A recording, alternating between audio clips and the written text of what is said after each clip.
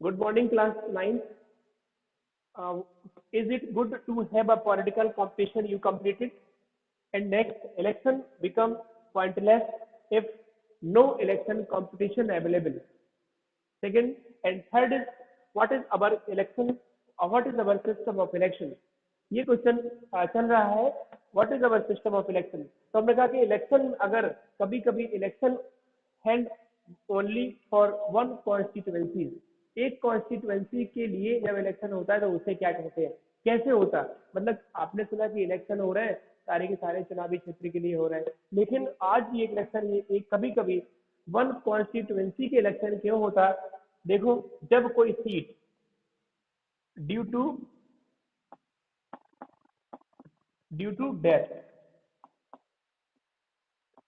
Death और resignation, मतलब जब कोई इस्तीफा दे देता है या कोई उस व्यक्ति की मौत हो जाती है, वो व्यक्ति कहना चाहिए कि खत्म हो गया, किस पे, उसकी एक्सीडेंट हो गया या उसने सीट छोड़ दी या कुछ तरीके से या उसने अपना इस्तीफा दे दिया, तो इसको जो है कहते हैं रेजिग्नेशन. और रेजिग्नेशन या फिर उस कैंडिडेट की मृत्यु हो जाती है, तब एक सीट को फुलफिल करने के लिए हम एक कॉन्स्टिट्यूएंसीज के लिए इलेक्शन कराते हैं. This is our system of election. यही हमारा चुनाव का एक सिस्टम है, एक व्यवस्था है कि हम if a candidate death suddenly or he removed from the parliament and he give resignation due to many of the reason they have, उसके पास बहुत कारण है ये सब देने के. अगर उसकी मौत हो या वो रेजिग्नेशन देता है तो एक कॉन्स्टिट्यूएंसी के लिए इलेक्शन कराने पड़ते हैं. इसको कहते हैं, इस पूरी की पूरी अरेंजमेंट को कहते हैं, क्या कहेंगे, this is called by election. This is called by election. यहाँ पे हम देखिए, यहाँ पे हो जाएगा बाय इलेक्शन. बाय इलेक्शन मतलब इसको कह देते हैं बाय इलेक्शन या कहते हैं उपचुनाव. This is by election. अब पूछ लेगा बाय इलेक्शन क्या होता है. तो when election will be held for only one constituency due to death और resignation of the candidate, so election will be held on in a particular area. This is known as a by-election. by-election. अब ये ना पूछ के वो question तुम्हारा ये पूछ देगा कि by-election से आप क्या समझते हैं. मैनी टाइम क्वेश्चन ये पूछा जाता है, थोड़ा बहुत इंपॉर्टेंट है, आप इसे एक बार अच्छे से देख लीजिए. by-election या उपचुनाव, जब कोई कैंडिडेट इलेक्टेड रिप्रेजेंटेटिव की मृत्यु हो जाती है या वो रेजिग्नेशन दे देता है, तभी एक वाई इलेक्शन कराया जाता है. और वाई इलेक्शन किसी एक चुनावी क्षेत्र के लिए होता है. इज्जत के लिए बहुत सिंपल क्वेश्चन था, बहुत आसान क्वेश्चन था. हमारा अगला क्वेश्चन है इलेक्टोरल कॉन्स्टिट्यूएंसीज, है ना. इलेक्टोरल कॉन्स्टिट्यूएंसीज, देखिए इलेक्टोरल कॉन्स्टिट्यूएंसीज, इलेक्टोरल कॉन्स्टिट्यूएंसी, चुनावी जो है क्षेत्र. इलेक्टोरल कॉन्स्टिट्यूएंसीज का क्या मतलब है. इलेक्टोरल कॉन्स्टिट्यूएंसीज को देख लीजिए. इसमें the country is divided into the different area for purpose of election. जो हमारा पूरा देश है, इलेक्शन कॉन्स्टिट्यूएंसीज हम पढ़ रहे हैं, इसका मतलब होता है चुनावी क्षेत्र. तो वो कह रहा है कि भारत को, यानी कि हमारे देश को डिवाइड किया है. डिवाइडेड कैसे डिवाइड किया है, divided to into different area for purpose, into different area, divided into different area.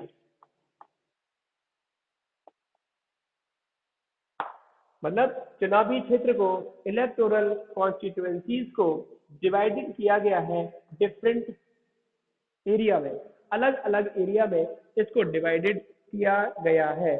जब इसको अलग अलग डिवाइड किया गया है तो पता है इसी को जब अलग अलग चुनावी क्षेत्र बन जाएंगे तो इसी व्यवस्था को कहेंगे इलेक्टोरल कॉन्स्टिट्यूएंसी.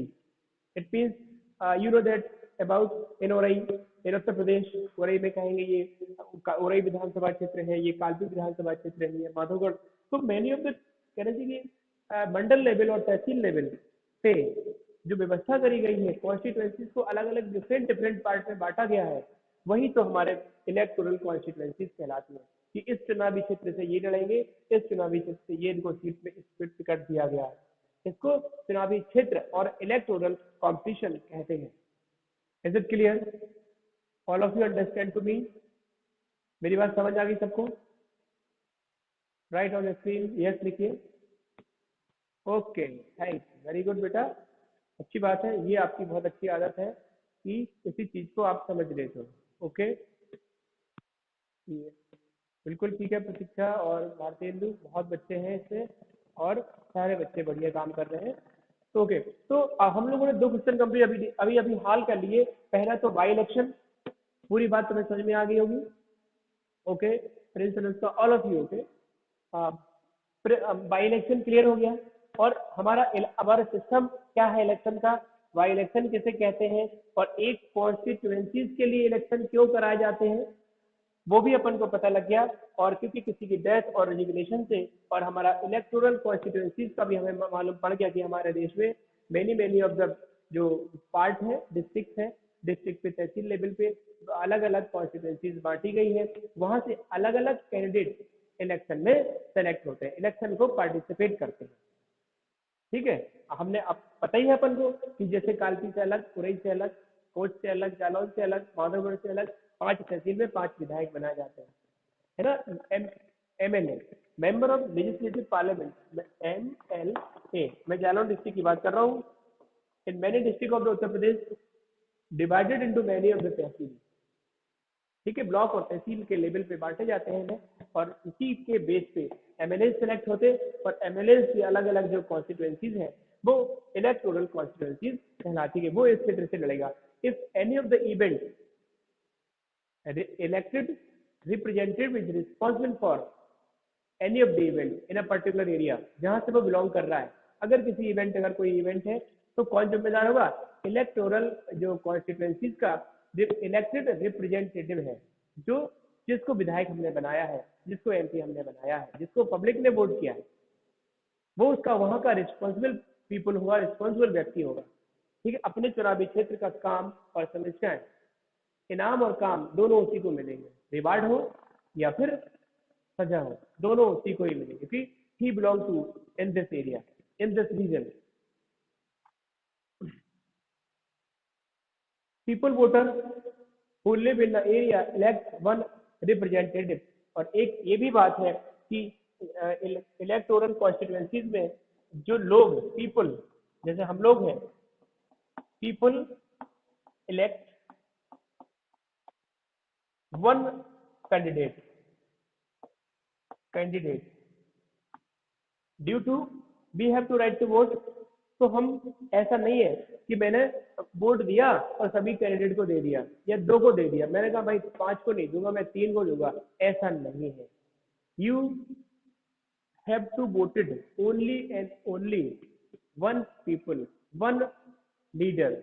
आप उन सब में से किसी एक को आपको वोट देने का अधिकार है, नहीं तो आपका वोट रिजेक्ट कर दिया जाता है। वो यही कह रहा है कि people can select one candidate on it's particular electoral constituencies. अपने चुनावी क्षेत्र से हम केवल एक कैंडिडेट को सेलेक्ट कर सकते हैं, ज्यादा को नहीं।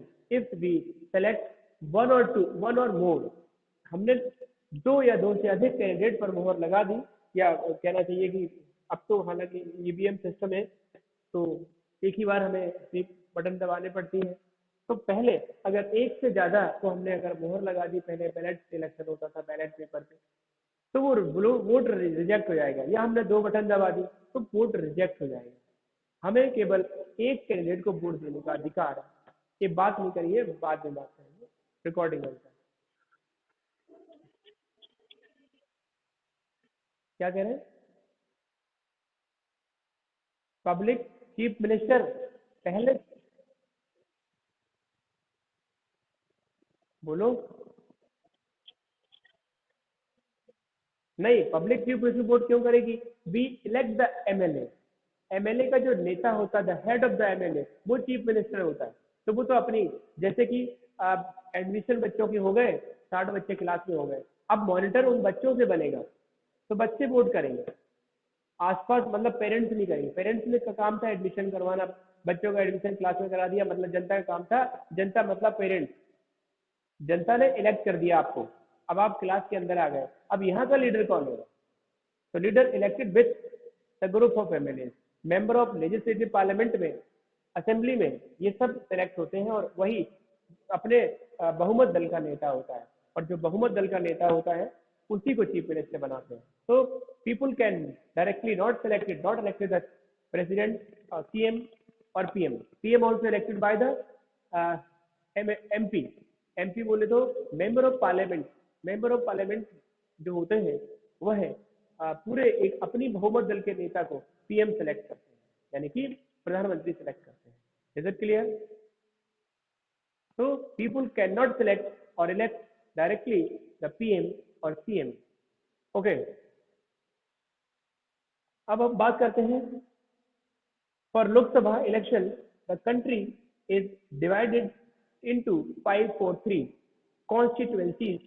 अब देखिए लोकसभा में आपने देखा कि लोकसभा की अगर बात करें, LOK, लोकसभा में 543 कॉन्स्टिट्यूएंसीज है। 543 कॉन्स्टिट्यूएंसीज इन लोकसभा। तो 543 चुनावी क्षेत्रों पे इंडिया में, इंडिया की लोकसभा पे इतने सीटों पे इलेक्शन कराए जाएंगे। इट मींस इंडिया में ओवरऑल 543 इलेक्टेड रिप्रेजेंटेटिव सेलेक्ट करे जाएंगे जनता के द्वारा। ठीक है, जनता के द्वारा, मतलब पूरे देश को 543 पार्ट में डिवाइड कर दिया गया है। This is a electoral constituencies. इसी को तो इलेक्टोरल कॉन्स्टिट्यूएंसीज कहते हैं, क्योंकि ये मैनी ऑफ द पार्ट, यानी कि अगर पार्लियामेंट की मीटिंग होती है तो 543 member take in part. It means पूरे देश के लोग, पूरे देश की जनता बैठी हुई है। Due to we select the leader, we elect the leader by the voting, by the election. तो अब हमारे इतने, वो कह रहा है कि इलेक्टोरल कॉन्स्टिट्यूएंसीज क्या होती, तो पूरे देश में 543 इलेक्टोरल कॉन्स्टिट्यूएंसीज बनाई गई in all over the India. 543 electoral constituencies, 543 जो है हमारी चुनावी क्षेत्र है। The representative selected from each constituency is called a member of parliament और MP, but in state MLA। वही कह रहे हैं कि इनमें से जो जो कैंडिडेट सेलेक्ट होते हैं उन्हें कहते हैं MP। This is member of the parliament, और स्टेट में कहते हैं, MLA। मतलब वही जो इलेक्शन, जो कहना चाहिए, जो सिलेक्टेड कैंडिडेट होते हैं कहाँ के, प्रदेश में, जो स्टेट में होते हैं उन्हें कहते हैं MLA, member of legislative assembly. Member of legislative assembly कहते हैं। लेकिन दूसरी चीज है कि अगर यही यही जो इलेक्शन, यही इलेक्टेड रिप्रेजेंटेटिव अगर वो देश में चुने जाएंगे, यानी कि कंट्री में चुने जाएंगे, तो क्या कहलाएंगे? MP मतलब मेंबर ऑफ पार्लियामेंट। में पार्लियामेंट के जो मेंबर्स होते हैं वो MPs कहलाते हैं, सांसद भी कहते हैं। आपको पता है कि उनके सांसद जी आ रहे हैं, विधायक जी आ रहे हैं। विधायक MLA होता है, सांसद MP होता है। Is it clear? बात समझ में आ गई ना? कभी भी लोड बात अपना लोड में मत पढ़िएगा, पूरी बात क्लियर होनी चाहिए कि हाँ ओके समझ में, ये बात क्लियर हो गई। Is it clear? Okay okay Arpita. अब देखो नेक्स्ट क्वेश्चन हमारा जाएगा रिजर्व कॉन्स्टिट्यूएंसीज। रिजर्व कॉन्स्टिट्यूएंसीज क्या होती है? रिजर्व कॉन्स्टिट्यूएंसीज देखिए, RC कॉन्स्टिट्यूएंसीज। रिजर्व कॉन्स्टिट्यूएंसीज का मतलब होता है एक रिजर्व सीट, रिजर्व चुनावी क्षेत्र, यानी कि उसको उतना सेलेक्ट किया गया है। The maker of our constitution thought a special system of reserve constituencies for the weaker section। मतलब जो समाज के जो weaker section of the society है उन्हें कुछ सीट रिजर्व कर दी गई है क्योंकि अगर उन्हें रिजर्व ना करते तो वीकर मतलब कमजोर वर्ग के लोगों को वहां पे पार्लियामेंट में जगह ना मिलती, और अगर weaker section of the society के पीपल वहां पे सिलेक्ट होकर ना जाते तो कमजोर वर्ग के लोगों को देखता कौन? भाई आदमी को अपने स्टेटस से पता होता है कि एक लीडर है, उसका जो स्टेटस है हाई प्रोफाइल स्टेटस है, तो वो लोअर क्लास की कंडीशन, लोअर क्लासेस की जो रिक्वायरमेंट है या उसकी जो भी नीड है वो कैसे समझेगा? समझेगा ही नहीं। Due to our status is hi fi, high level, है ना, हाई प्रोफाइल, तो हम दूसरे अपने से जो लोअर है उससे हम कैसे अपने आप को वो है समझेंगे? नहीं समझ सकते। तो दिस इज अ कंडीशन, ये कंडीशन है कि हम इस तरीके से इसको नहीं वो करते। कैमरा बंद करिए। ये कौन है ये?